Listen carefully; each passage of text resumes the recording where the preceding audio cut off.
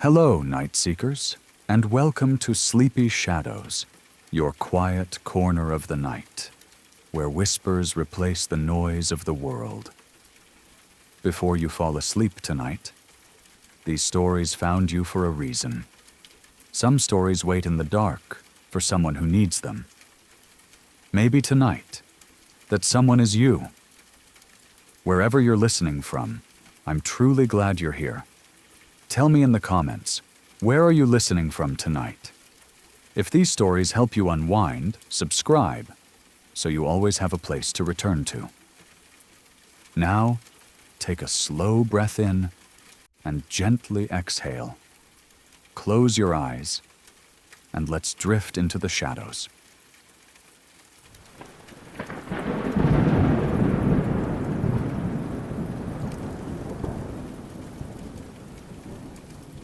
I was about 8 or 9 years old when this happened, old enough to feel independent, but far too young to understand how dangerous the world could be. At that age, I thought I knew my neighborhood. It felt familiar, predictable, safe. I rode my bike all the time, knew which streets connected where, and believed that as long as I stayed close to home, nothing bad could really happen to me. One of my favorite routines involved my older brother. He was in high school, and every afternoon his bus would drop him off at a corner about 1 street over from our house. I used to ride my bike there to meet him. When he got off the bus, he'd lift me up and sit me on the handlebars, and we'd ride home together. He liked to go fast, and I loved the feeling of the wind rushing past me, the thrill of speed, the sense that I was flying. It made me feel grown up, like I was part of his world instead of just a little kid. On this particular day, my dad told me not to go. I don't remember his exact reason. Maybe he had a bad feeling. Maybe he was just being cautious. At that age, parents' warnings often felt unnecessary and unfair. I remember feeling annoyed and thinking he was overreacting. I waited until he was distracted and went anyway, convincing myself that nothing ever happened when I did this, so nothing would happen now. I rode to the corner and waited. That corner sat along a very busy road. Cars were constantly passing, engines loud, tires hissing against the pavement. There was a gas station right on the corner, a place I had been in many times. I stood there with my bike, watching traffic go by, keeping an eye out for the bus. That's when I saw them. A group of bickies rode past, maybe 6 or 8 of them, riding side by side, taking up most of the lane. Their bikes were loud, deep, roaring engines that vibrated through the air. I remember watching them with curiosity more than fear at first. They looked intimidating, but also strange and fascinating, like something from a movie. They passed, and traffic continued. A few cars later, 2 more bickies came riding down the road. Something about them made my body react before my mind could catch up. I froze. I don't know why. I didn't consciously decide to stop moving. I just did. I stood there holding my bike, watching them approach, feeling an uncomfortable tightening in my chest. As they rode past me, I kept looking at them. I couldn't seem to look away. Then the one on the left turned his head, called out to the one beside him, and pointed back toward me. In that moment, I knew. I didn't have a logical reason. No words went through my head explaining it. I just knew that they were going to come after me. The certainty hit me like a physical force. My stomach dropped, my heart started racing, and panic flooded my body. They were riding on the left side of the road, and I was on the right. To get to me, they would have to turn around. I watched as they started slowing down. That was all the confirmation I needed. This is where I learned that kids shouldn't be left alone too young. Instead of doing the obvious, smart thing and running straight into the gas station on the corner, where there were people and lights and safety, I made the worst decision possible. I jumped on my bike and started riding straight down the middle of the street, convinced I could beat them home. I didn't think about cars. I didn't think about traffic. I didn't think about how exposed I was. All I could think about was getting home before they could reach me. I pedaled as fast as I could. The world around me blurred. The road, the houses, everything smeared together. I was breathing hard, my legs burning, my chest tight with fear. I wasn't watching where I was going anymore. I was just pushing, faster and faster, my body acting on pure instinct. The next thing I remember is a smell. Strong, sharp, fish. It cut through the haze in my head and pulled me back into awareness. I realized I was no longer on my bike. I was lying in the road, close to the small shop near my house. I had passed out while riding and collapsed in the middle of the street. A woman was standing over me. She looked startled but focused, like someone who had immediately gone into protective mode. She had been sitting on her front porch cleaning fish when she saw me fall. That explained the smell. I could hear traffic again, feel the roughness of the pavement beneath me, feel my heart pounding wildly. I lifted my head and looked back down the street. The two bickies were just turning into the road. They were coming toward us. Fear surged back through me, stronger than before. My body locked up completely. I couldn't move. I couldn't speak. I couldn't even cry. I was frozen, lying there in the street, staring at them as they rode closer. The woman saw them too. Without saying a word, she stepped forward and stood directly over me, positioning herself between me and the road. Her body blocked their view of me. She didn't panic. She didn't run. She just stood there, tall and still, watching them approach. I stayed silent. I didn't make a sound. The bickies rode halfway down the street and stopped. They just stared at her. The moment stretched unbearably long. I remember watching their faces, trying to read their expressions, trying to understand what they were thinking. The engines idled, loud and threatening. My heart felt like it might explode out of my chest. Then, without a word, they turned their bikes around and rode off. I don't know what they thought. Maybe they assumed she was my mother. Maybe her presence alone was enough to make them reconsider. Maybe something about the situation didn't feel right to them anymore. I'll never know. All I know is that they left. The woman didn't move for a few seconds, watching until they were completely gone. Then she bent down and helped me up. My legs were shaking so badly I could barely stand. She brought me into her house and sat me down, giving me water and making sure I was okay. She kept me there for about half an hour. She didn't call the police. She didn't lecture me. She just kept me safe, letting me calm down, letting the shock wear off. When she finally took me home, she didn't walk me back the way I'd come. She used a back lane, avoiding the main road entirely. When we reached my house, she made sure I got inside safely, then quietly left. I never saw her again. I don't know her name. I don't know where she went. I only know that she stood between me and something terrible without hesitation. That thought still makes my chest tighten even now. My parents were shaken when they found out. My dad never said, "I told you so," but I could see it in his face. That fear stayed with him, and it stayed with me too. Even now, years later, I still feel uncomfortable when I see large groups of bickies together. My body reacts before my mind does. My heart speeds up. My muscles tense. That childhood fear never fully left me. Looking back, I realize how many things could have gone wrong. I could have been hit by a car. I could have been taken. I could have never made it home. All because I ignored a warning and overestimated my own safety. That day taught me something I didn't understand at the time. Sometimes fear is there for a reason. Sometimes adults tell you not to do something because they sense danger you can't see yet. And sometimes, survival comes down to one stranger making a split-second choice to protect a child they don't even know. I was lucky. Luckier than I understood at 8 years old.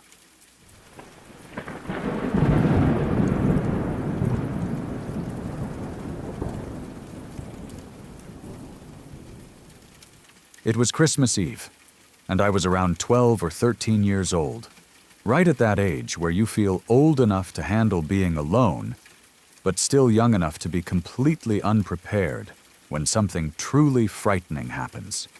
My parents were going out to a Christmas party that night and told me they wouldn't be home until late. It wasn't the first time they had left me alone for a few hours, and I didn't think much of it at the time. If anything, I was a little excited about having the house to myself. The evening started off completely normal. I did exactly what I always did when I was home alone. I watched TV, flipped through channels, played Xbox, and snacked on whatever I could find in the kitchen. The house felt warm and familiar, decorated for Christmas, lights glowing softly, ornaments catching reflections from the lamps. Outside, everything was quiet in that winter way, where sounds seem muffled and distant.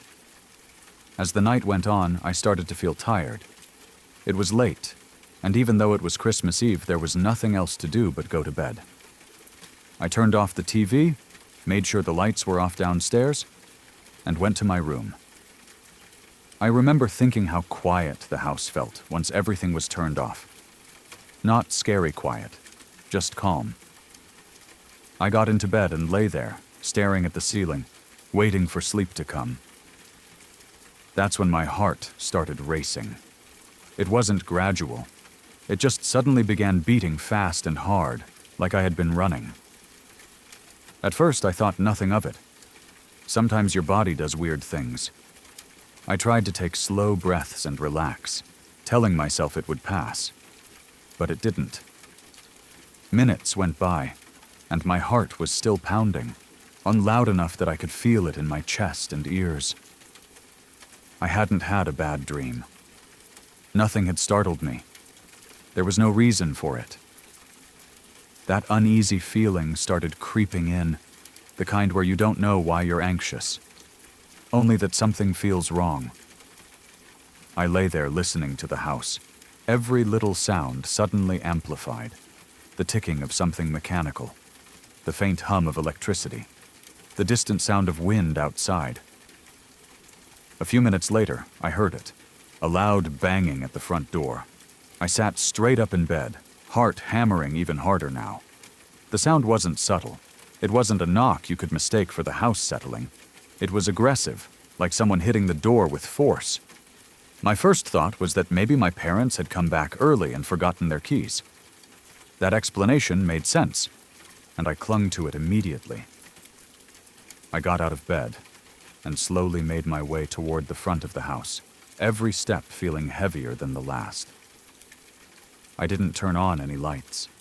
I don't know why. Maybe I didn't want whoever it was to know I was there. I looked through the window by the door. There was nothing there. No person. No car. Just the empty front yard and the quiet street beyond it.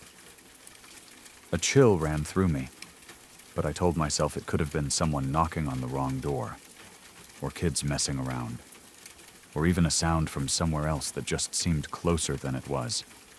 I locked the door again, even though it already was, and went back to my room. I got into bed and pulled the covers up, trying to convince myself I was being stupid. I stared at the wall, waiting for my heart to slow down. Then I heard it again. Another bang at the front door. This time there was a voice. It was low and hushed, not loud enough for me to understand the words. It sounded like a man's voice, but I couldn't be sure. It wasn't yelling. It was almost like he didn't want to be heard clearly. That made it worse. My skin prickled, and fear settled deep in my stomach. I lay there, frozen, listening. Then I heard something that made my blood run cold. A dog growling. It wasn't faint. It wasn't distant. It sounded close, like it was right outside the door, or maybe just inside the house. A deep, threatening growl that made my chest tighten. The problem was simple and terrifying. We didn't have a dog. I pulled the covers over my head, like that could somehow block out the sound or make me invisible. I pressed the blanket tight around my ears, my breathing shallow and fast. But my mind was racing, trying to make sense of what I was hearing. A neighbor's dog? Someone walking past with a dog? But the sound felt wrong. Too close. Too present. Then came the sound that shattered any attempt at rational thought. Glass breaking. A window smashed somewhere in the house. I didn't scream. I didn't move. I didn't even breathe for a few seconds. My body went completely rigid, like I had turned to stone. Fear washed over me in a way I had never felt before, raw and overwhelming. There was no doubt now. Someone was inside the house. I could hear thudding coming from the living room. Heavy footsteps, movement, things being shifted or knocked over. The low growl of the dog continued, mixed with the hushed voice from before. I couldn't make out words, but I could tell someone was speaking, whispering, communicating with the dog or someone else. Every sound felt like it was happening right outside my bedroom door. My mind filled with images I didn't want to think about. Someone opening my door. Someone standing at the foot of my bed. I felt completely helpless. I didn't have a phone in my room. I didn't know what to do. Calling out felt impossible. Moving felt impossible. I stayed under the covers, shaking, tears streaming down my face, trying to be as quiet as I could. I remember thinking about my parents, wishing they would come home, wishing I had never wanted to be alone that night. The sounds went on for what felt like forever. Then, suddenly, everything stopped. No footsteps, no growling, no voice, just silence. The house felt dead quiet again, but it wasn't the same quiet as before. This silence was heavy, loaded with tension. I stayed completely still, listening as hard as I could for any sign that someone was still there. My ears rang from how intensely I was focusing. Minutes passed, maybe longer. Nothing happened. I didn't move. I didn't look. I didn't dare pull the covers away. I don't know how long I stayed like that, but at some point, exhaustion overtook fear. My body was drained from the adrenaline, my mind foggy. Despite everything, I must have fallen asleep. When I woke up in the morning, sunlight was coming through my window. For a moment, I felt relief so strong it almost hurt. Daylight made everything feel safer, more normal. I got out of bed cautiously, my heart starting to race again as memories of the night before rushed back. I half expected to see my room trashed or my door broken. Nothing was out of place. I walked through the house slowly, on checking everything. The front door was locked. The windows were intact. No broken glass. No signs of forced entry. The living room looked exactly the same as it always did. Nothing was missing.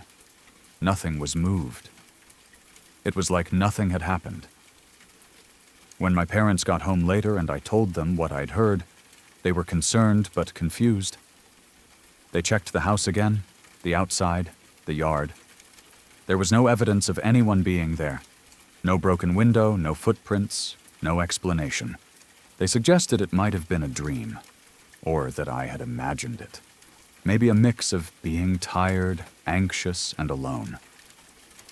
Part of me wanted to believe that. It would have been easier. But it didn't feel like a dream. I remember the sounds too clearly. The timing, the fear, the way my heart started racing before anything even happened. Like my body knew something was wrong before my mind did. I remember how real it all felt, how present and immediate it was. To this day, I don't know what happened that night. Maybe someone really did try to break in and got scared off before causing damage. Maybe sounds from outside blended together in a way my young brain misinterpreted. Maybe fear filled in the gaps and turned shadows into something worse. Or maybe something else entirely happened. All I know is that Christmas Eve never felt the same after that. Being alone at night never felt the same. Even now, when I hear unexpected banging or voices outside, my heart still jumps in a way I can't fully control. Some nights stay with you, not because of what you can prove happened, but because of how real the fear felt in the moment. And sometimes, the fact that there's no explanation at all is the most unsettling part.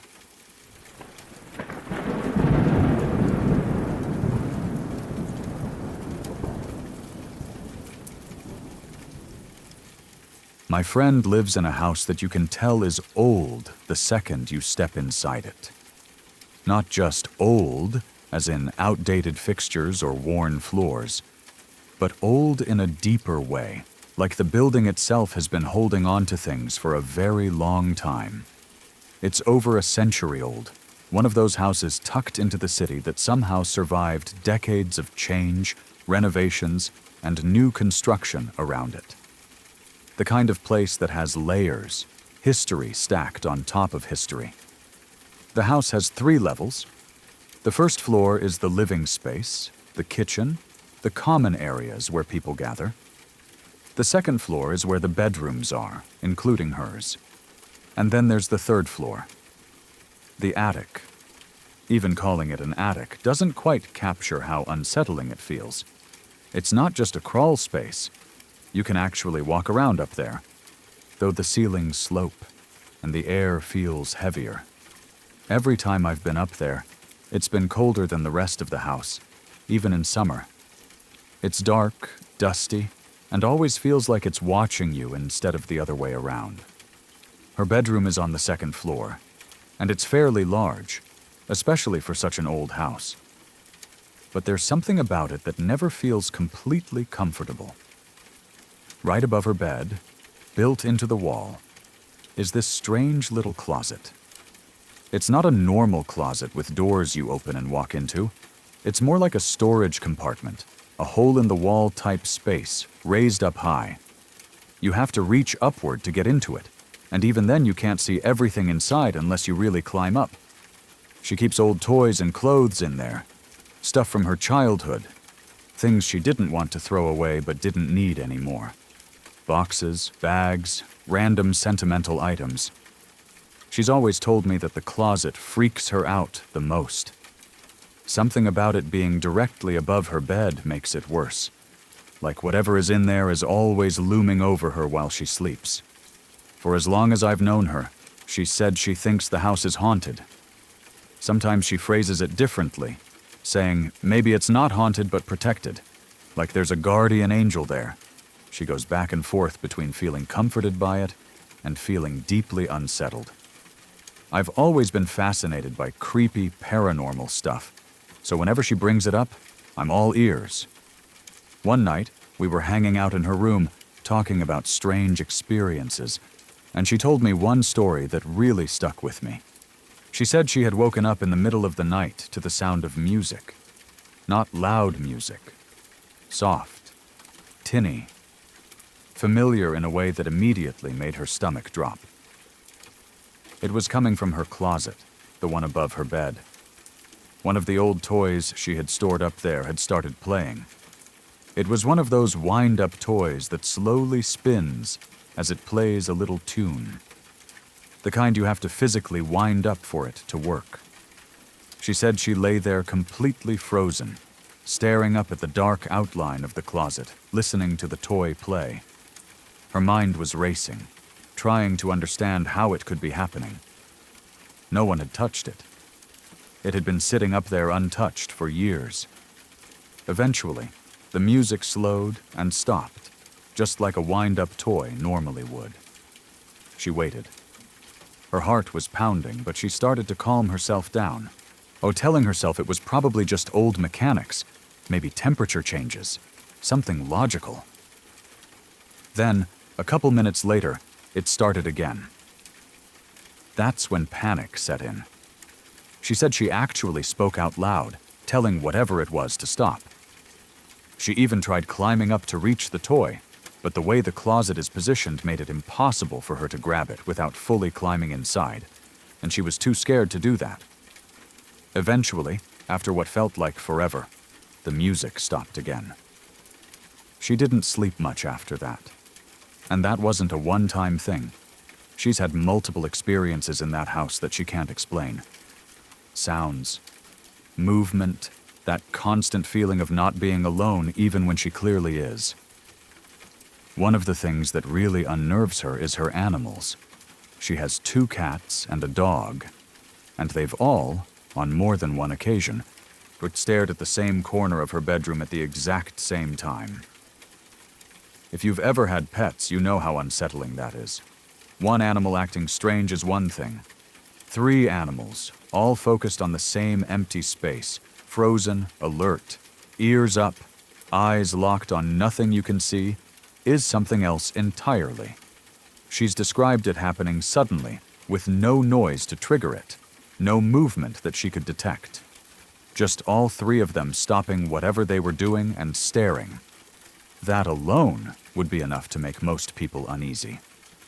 But it didn't stop there. Because I'm curious to a fault, we eventually decided to try recording things. A few times, we left my phone recording in her attic. We didn't do anything fancy, just set it down, hit record, and left it alone. The first time, we were both on the 2nd floor, hanging out in her room. But her dad was home too, napping on the couch on the 1st floor. No one else was in the house. When we listened back to the recording later, we both got chills. There were sounds, faint footsteps, creaking that didn't sound like normal house noises, shifts and movements that didn't line up with anything we were doing. But the creepiest part came near the beginning of the recording. A voice, clear as day, someone saying her name.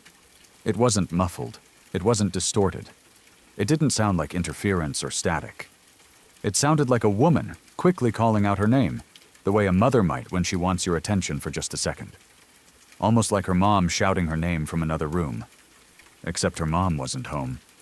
We replayed it over and over, trying to rationalize it. We ruled ourselves out immediately, and neither of us had gone upstairs. Neither of us had said her name during that time. Her dad was asleep downstairs, and even if he had spoken, it wouldn't have sounded like that. It was unmistakably a female voice. The clarity of it is what still gives me chills to this day. It wasn't whispery or vague. It wasn't something you had to strain to hear. It was right there, obvious, undeniable. The kind of thing that makes your stomach drop because you know, deep down, that there's no good explanation. After that, we heard more. Sneezing, coughing, footsteps, lots of them, moving back and forth like someone pacing. Sometimes it sounded like things being picked up and set down, though we never found anything out of place afterward. We'd hear something and immediately go check, expecting to see something moved or knocked over. But everything always looked exactly the same. That somehow made it worse. We tried recording video once, too, thinking maybe we'd catch something visual. That attempt didn't show much. No obvious movement, no shadows we could point to with certainty. Just darkness and the quiet hum of an old house at night. Still, even watching that footage made the hairs on my arms stand up, just knowing what we'd already heard. Her house still gives me the creeps every time I'm there. I don't like being alone in her room at night. I don't like looking at that closet above her bed. I don't like the attic at all. Even during the day, there's something about the place that makes you feel watched. Like the house is aware of you being there. And yet, despite how unsettling it all is, part of me still wants to keep recording.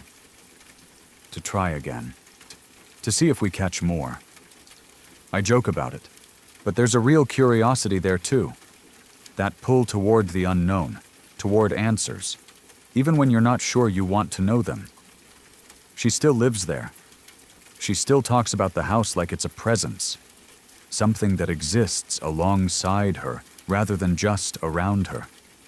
Some days she feels protected by it. Other days, she feels uneasy and watched. The animals still act strange sometimes. The noises still happen. Nothing violent has ever occurred. Nothing overtly threatening. and somehow that makes it more disturbing. It's subtle, persistent. Like whatever is there doesn't want to hurt anyone, just remind them that it exists. I don't know if I believe the house is haunted. I don't know if it's residual energy, something left behind by the people who lived there over the last 100 years. I don't know if there's a guardian presence or something else entirely. All I know is this. Hearing a voice clearly say your name when no one should be there changes something in you. It strips away the comfort of believing you're alone. And once that feeling is gone, it never fully comes back. Her house still gives me chills. And despite that, I still kind of want to go back up to the attic with a recorder and see what else is listening.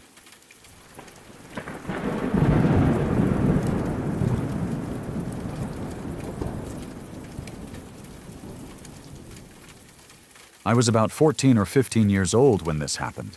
During one of the weekends I stayed at my dad's house near Houston, Texas, out in Magnolia.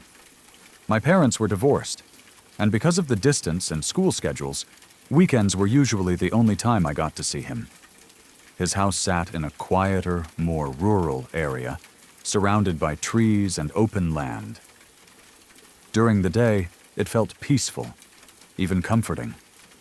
At night, it felt isolated in a way that made every sound stand out. When I arrived that weekend, things felt normal at first. We talked, settled in, did the usual catching up. But at some point that evening, my stepmom brought up something that immediately made my stomach tighten. Almost casually, she told me about something my dad had been seeing outside at night. She said that when my dad went out on the front porch to smoke, he would sometimes see a woman dressed in white. Not standing in the yard, not fully in the light, but hovering right at the edge of where the porch light faded into darkness. According to her, this wasn't a one-time thing. It had happened multiple times, always the same way. He'd be halfway through a cigarette, glance up, and see her there. At first, he tried to brush it off. Bad lighting, fatigue, his eyes playing tricks on him. But it kept happening. The last time, she said, was different. That night, the woman didn't just stay at the edge of the light. She moved. And she moved much faster than she should have. According to my stepmom, my dad didn't finish his cigarette. He dropped it and ran inside, pale as a sheet, visibly shaken. She said she had never seen him react like that to anything before. Hearing this immediately unsettled me. I've never been good with ghost stories or anything paranormal. Even as a kid, the idea of ghosts gave me the creeps in a way nothing else really did. I tried to play it off, telling myself she was exaggerating or that my dad had imagined something. Still, the story stuck with me. She didn't stop there. She told me about phantom car lights coming up the driveway late at night. Headlights appearing, slowing like someone was pulling in, sometimes even stopping. Sometimes it sounded like car doors opening and closing. Footsteps would follow, heavy and deliberate, walking across the porch. But when someone checked, there was never anyone there. No car. No people. Nothing. I told myself it was an old house, animals, light reflecting off something, normal sounds carrying strangely in the quiet. Still, I couldn't shake the uneasy feeling settling into my chest. Sure enough, that night, it started. Around 9 o'clock, I noticed headlights sweeping up the driveway. I sat up, expecting someone to knock on the door. No knock came. The lights faded. I shrugged it off. A few minutes later, it happened again. Then again. Over the next half hour, it happened 5 times.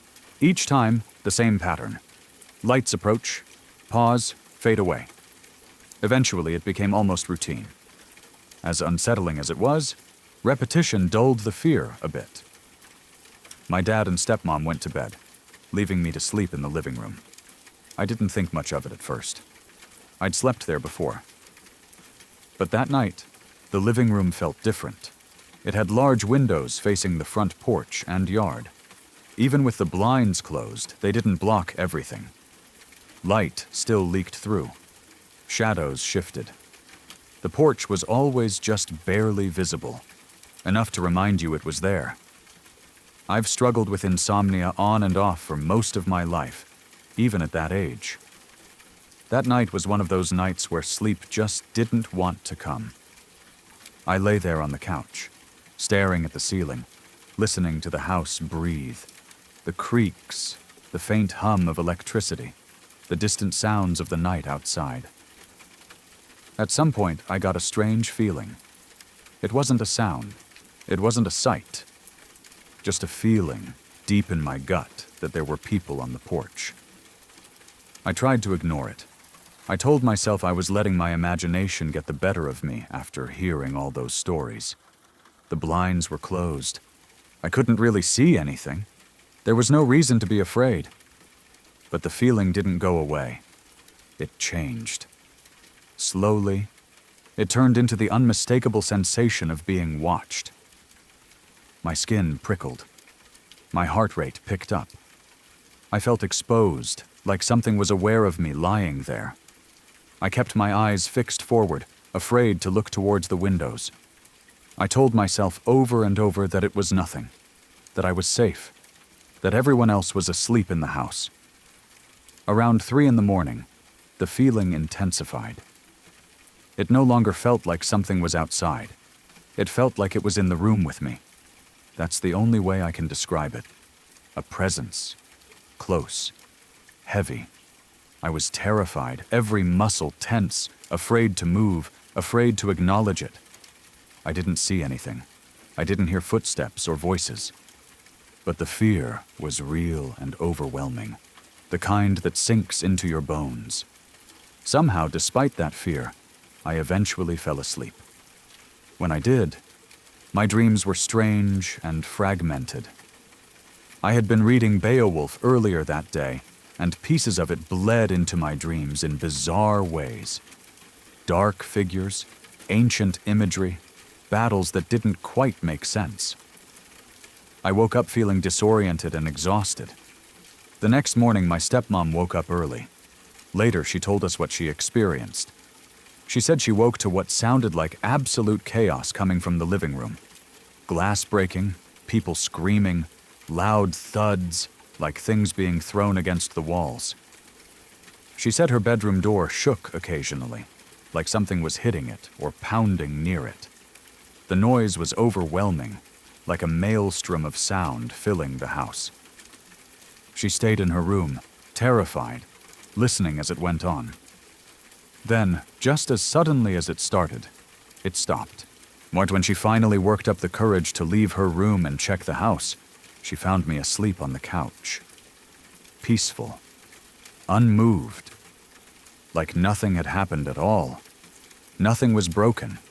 Nothing was out of place. The living room looked exactly the same as it always did. I hadn't heard any of it. The last strange thing happened later that morning. I stepped out onto the front porch, the daylight making everything feel less threatening. The yard looked normal at first. Then I noticed movement above it. A large flock of crows was flying low, circling the yard in a wide loop. They were unusually close to the ground, their wings beating in a steady rhythm. They circled again and again, like they were focused on something specific. I stood there watching them, feeling uneasy, unsure why it bothered me so much. Shortly after that, my dad left. And that weekend ended not long after, and I didn't spend much time at that house again. Over the years, I've thought back on that experience more times than I can count.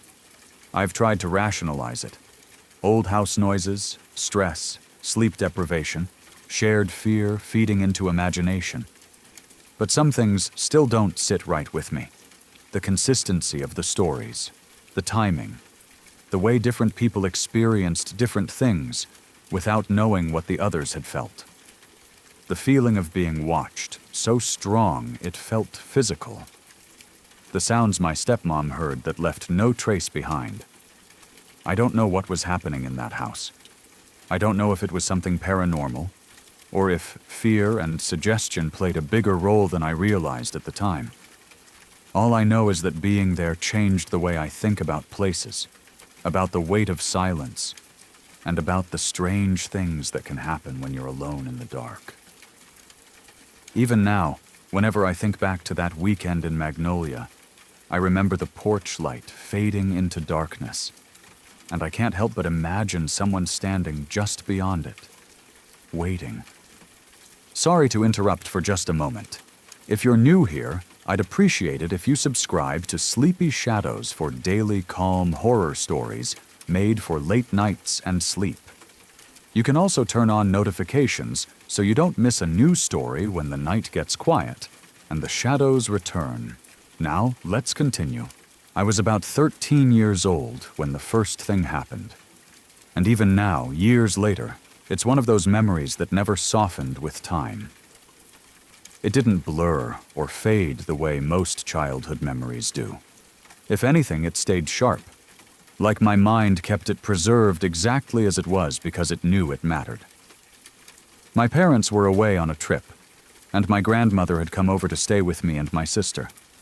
It wasn't unusual. She had watched us plenty of times before, and I loved having her there. She made the house feel warmer, safer somehow. That week, though, I had gotten really sick. Fever, chills, that heavy, miserable feeling where your whole body feels wrong. I ended up falling asleep on the couch in the living room because I felt too weak to make it to my bed. I remember drifting in and out of sleep for hours. The TV was on low, or just noise more than anything. My grandmother checked on me now and then, placing a cool hand on my forehead, asking if I needed water. Eventually, the house grew quiet. The lights were turned down. Everyone went to bed. At some point in the night, I woke up suddenly. There was no loud noise that startled me awake. No bad dream that jolted me up. I just opened my eyes, fully alert, like something inside me had flipped a switch. The room was dark except for faint light spilling in from the hallway. I lay there for a second, disoriented, trying to remember where I was and why I felt so uneasy. That's when I saw her. At the end of the hallway, partially framed by the doorway to my sister's bedroom, was the figure of a little girl. She was leaning out of the room, just enough that I could see her clearly.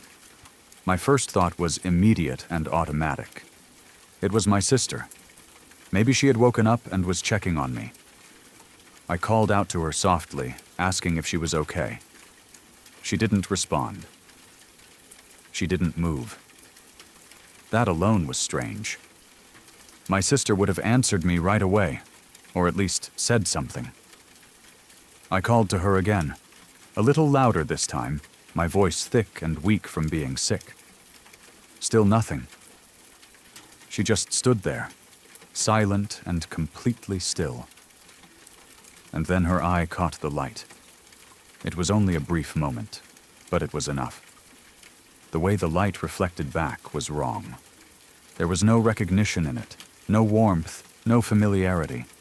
Something deep in my chest dropped, like my body understood the truth before my mind could fully catch up. That wasn't my sister. The realization hit me so fast it made me dizzy. I wanted to scream her name. I wanted to get up and run down the hall. I wanted to call for my grandmother, but I couldn't move. Fear locked me in place. My limbs felt heavy, useless. I could barely breathe. The little girl turned and slipped back into my sister's room. She didn't walk. She didn't run. She just vanished into the darkness of the room, like she had never been there at all. I lay there frozen, staring at the hallway, my heart pounding so hard it hurt. My mind was screaming at me to do something, but my body refused to obey. All I could think about was my sister. Whatever that thing was, it had gone into her room. The thought terrified me more than seeing it had. Eventually, after what felt like an eternity, Exhaustion took over. Fear drained me completely. I must have passed out again because the next thing I remember is waking up in the morning. Everything was normal. My sister was fine. She remembered nothing unusual. My grandmother hadn't heard or seen anything. My parents came home later, and when I tried to explain what happened, the words felt small and inadequate. No one dismissed me outright, but no one had an explanation either.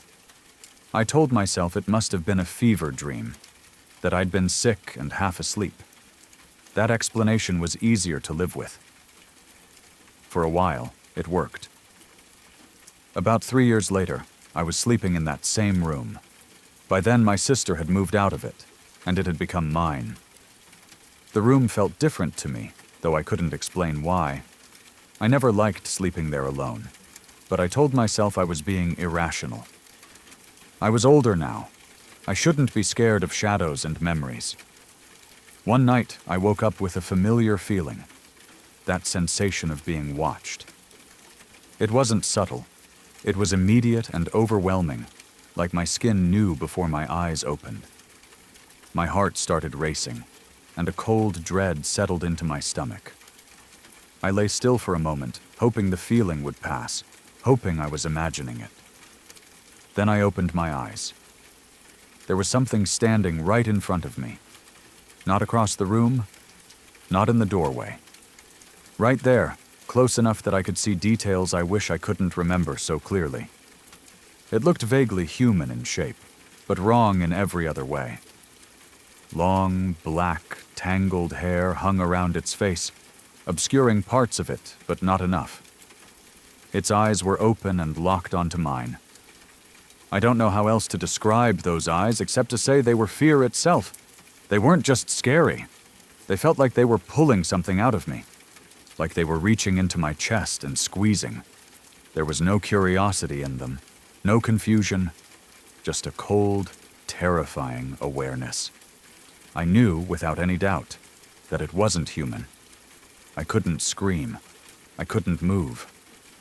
My body betrayed me completely, locking me in place just like it had years before.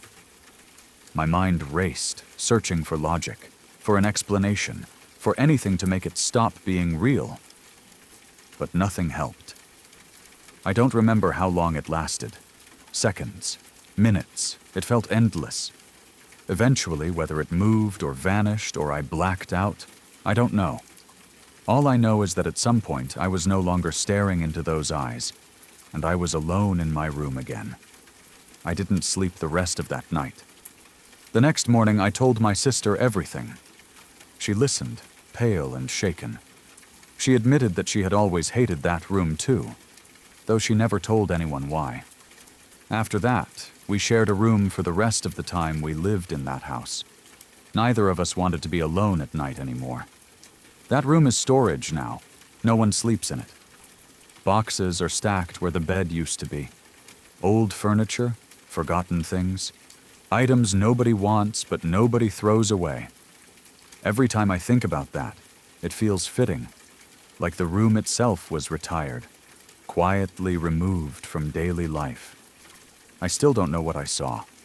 I don't know if it was something supernatural, or my mind reacting to fear, illness, or stress. I don't know if the two experiences were connected or just cruel coincidences. All I know is how real they felt, how vivid, how deeply they etched themselves into me. Some places change you. Some rooms hold memories that don't fade, no matter how much time passes. And sometimes, even years later, you can close your eyes and still see exactly what was standing in front of you in the dark.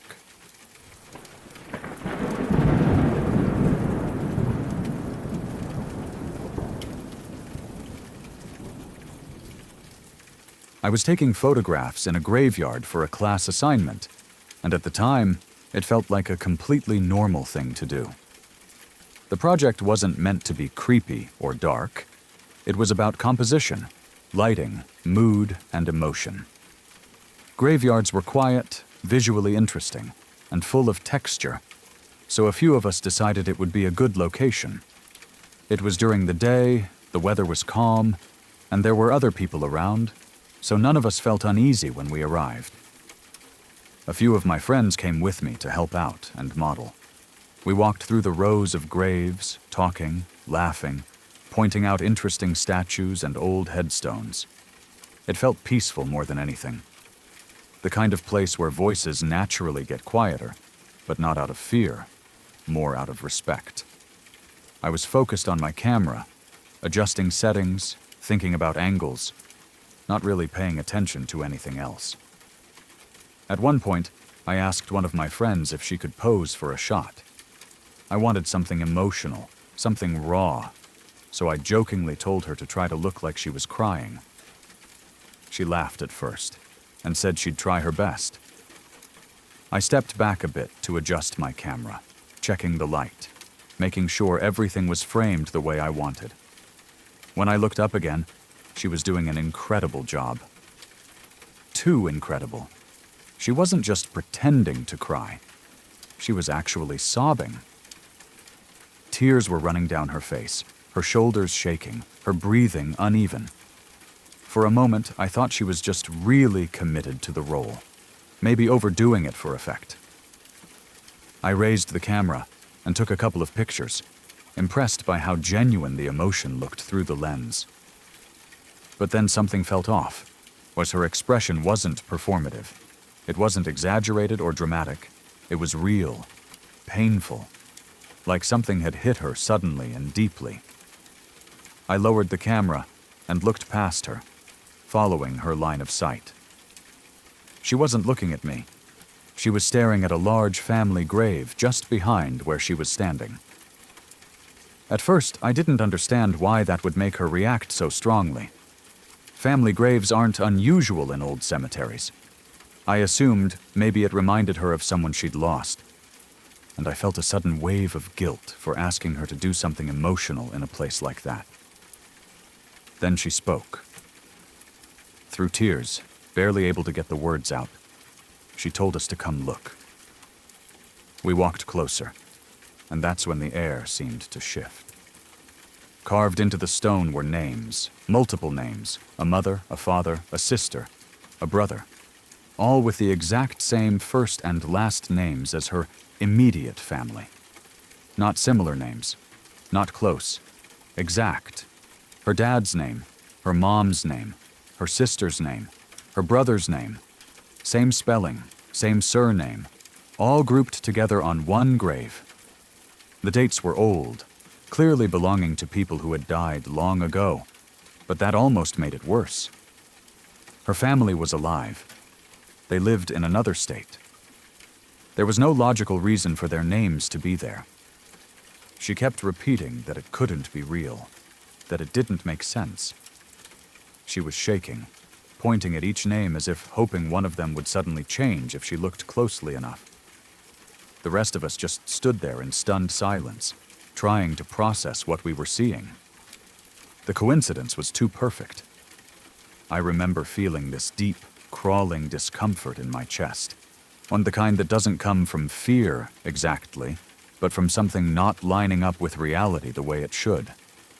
We tried to calm her down, telling her it had to be some strange coincidence, even though none of us truly believed that explanation. Eventually, we decided to leave. The mood had completely changed. What had started as a casual class assignment now felt heavy and wrong. None of us wanted to stay there anymore. We packed up and walked back to my car, quieter than before. My friend wiped her face, but she still looked shaken, like she couldn't fully come back to herself. We got into the car and drove away from the graveyard. I put on some music to try to lighten the mood. One of my friends had a USB plugged in with a playlist we'd been listening to all day. A song came on that we all liked, and we let it play. We're trying to talk about normal things, trying to shake off what had just happened. The song played through once, then again. We were listening to it for the third time when it happened. In the middle of the song, the sound suddenly cut out.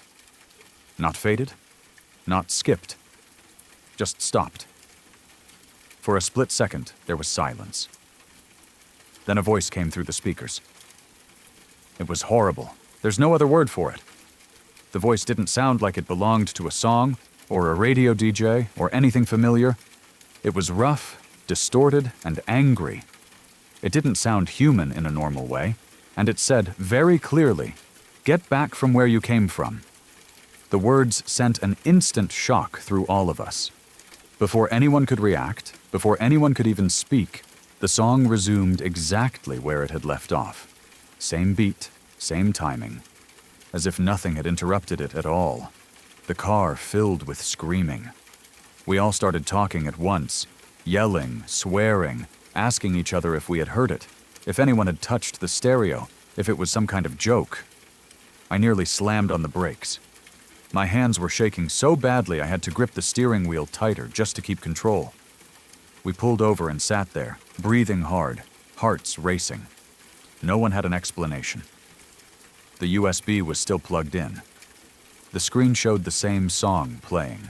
There were no voice clips on it, no prank tracks, no reason for another audio source to suddenly cut in. We tried rewinding the song. Nothing happened. We tried skipping through it. Nothing. The voice didn't come back. We sat there in silence for a few minutes, just trying to calm down. Someone suggested maybe it was interference from another radio signal. Someone else said maybe the car stereo glitched.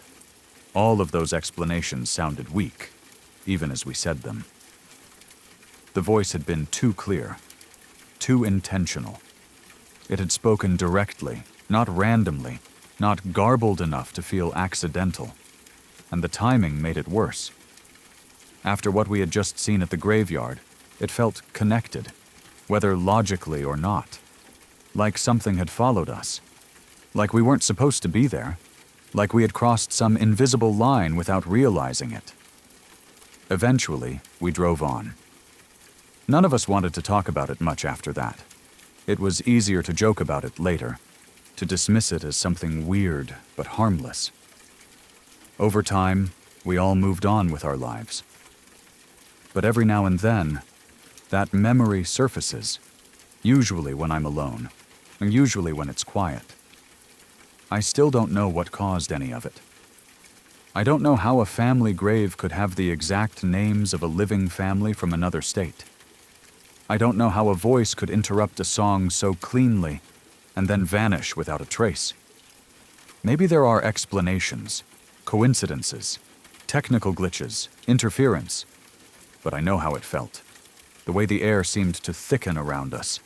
The way fear hit all at once instead of gradually. The way we all reacted the same way, without needing to confirm what we'd heard. Some experiences don't need proof to stay with you. They lodge themselves in your memory because they don't fit neatly into the world you thought you understood. And even years later, when logic tells you it was probably nothing, your body remembers exactly how real it felt in the moment.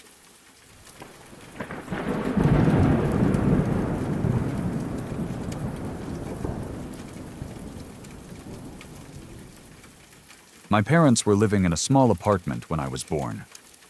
It wasn't anything fancy, just a modest place that worked for them at the time. Like most new parents, they were exhausted, adjusting to a completely different life, and doing their best to keep everything together. I was their first child, and every little thing about me felt important, fragile, and overwhelming. As an infant, I slept in my mom's bedroom. My crib was set up right next to her bed so she could keep an eye on me at all times. During the day, she would go about her routine while keeping me close.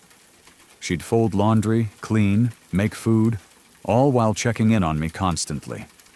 According to her, I was a very active baby. I didn't sleep much during the day, and when I was awake, I was always moving, crawling around, pulling at blankets, making noise, generally being what she described as hyper. There was nothing unusual about that part. What started happening a few weeks after I was born was subtle at first. So subtle that if it had only happened once, she probably would have brushed it off completely. My mom would put me in my crib while I was awake, usually after changing me or checking on me. she would see me clearly before leaving the room. She remembers very specifically seeing me upright, moving around, sometimes tugging at the covers, sometimes just crawling in circles like babies do. She would then leave the room to do laundry, which was in another part of the apartment. She was never gone long. Just enough time to move clothes between machines or fold a small load, maybe 10 or 15 minutes at most. When she came back into the bedroom, she stopped short. I was asleep. Not just asleep, but tucked in. The blankets were pulled up neatly around me, straightened and smoothed. Everything looked calm and orderly, like someone had carefully put me down for a nap. My mom stood there confused, trying to process what she was seeing. She knew I had been awake. She had seen me, and I was far too young to tuck myself in like that. At first, she assumed she was mistaken. Newborn exhaustion can play tricks on your mind. She figured maybe I had fallen asleep quickly, and she was misremembering how messy the crib had been. She adjusted the blankets, kissed my forehead, and went on with her day. Then it happened again. Same routine, same setup. She would see me awake, moving around in my crib. She would leave the room briefly. When she returned, I would be asleep, perfectly tucked in, blankets neat and undisturbed. Or this didn't happen just once or twice. It happened over the course of several days. Each time, my mom felt more unsettled. She started paying closer attention, making sure she really looked at me before leaving the room, making mental notes, making sure she wasn't imagining things. And every time, the result was the same. What scared her the most was the certainty. My dad was at work during all of this. He worked long hours, and during the day, it was just my mom and me in the apartment. There was no one else who could have gone into the room. No babysitter, no relatives, no neighbors with keys. Just her and a newborn baby. Eventually, she told my dad. He listened, but he didn't react the way she hoped. My dad has always been skeptical, practical, and grounded. He dismissed it almost immediately, telling her she was tired, stressed, and probably overthinking things. Babies fall asleep quickly sometimes. Blankets shift. Memory isn't perfect when you're exhausted. My mom tried to accept that explanation, but deep down, she knew something wasn't right. She decided she needed proof, or at least reassurance. That's when she bought a baby monitor. It was a simple one, nothing fancy. Just audio, no video. The idea was that she could hear me while she was in another room, and know exactly what was happening when she wasn't there. It made her feel a little more in control, like she wasn't just relying on her own perception anymore. One afternoon, she put me in my crib and went into the kitchen. She was making lunch and preparing my bottle, doing everything she normally did. The monitor was on beside her, and at first everything sounded normal. Just the quiet hum of static and occasional baby noises. Then the sounds changed. She described it as strange high and low-pitched noises, almost like interference, but not consistent like static usually is. It wasn't crying, it wasn't cooing. It was irregular, unsettling, and wrong enough that it made her stop what she was doing. She leaned closer to the monitor, listening. The noises continued. Her heart started to race. She immediately turned off the stove and went back to the bedroom to check on me. When she stepped into the room, she froze. I was awake.